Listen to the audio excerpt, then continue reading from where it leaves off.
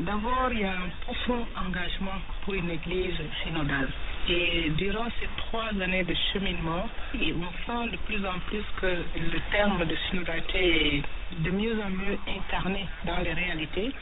Et les gens sont vraiment prêts à vivre de ce processus synodal et de partager des expériences.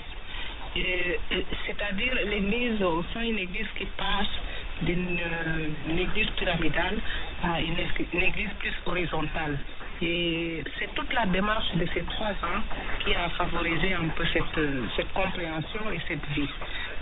La troisième impression, c'est l'importance de l'écoute et du discernement. L'église est un discernement pendant 3 ans. L'église est à l'écoute des uns des autres.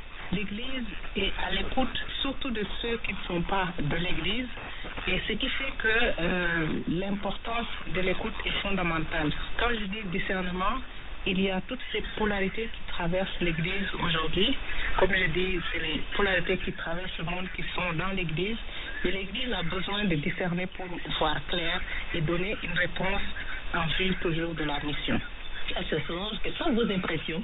Alors, comme dit la sœur Faye, je pense qu'effectivement, dans l'ensemble, il y a une grande satisfaction parce que, je dirais, le synode a tout de même atteint ses objectifs.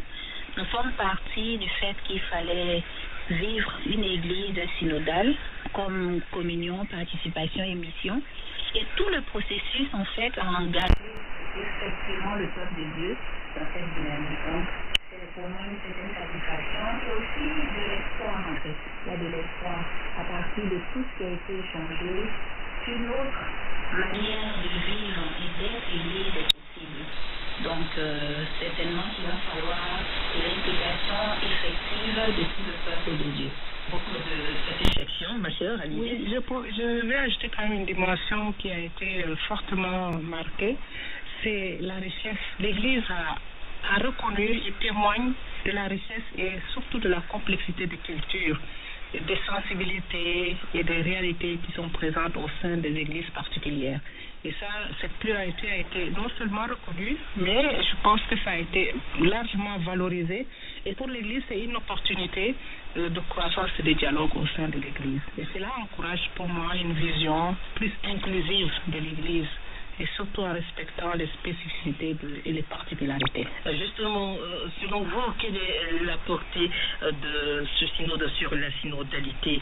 Alors, la portée, c'est pour moi d'abord de redéfinir l'Église comme communauté de communion et de participation. Et ça veut dire que l'Église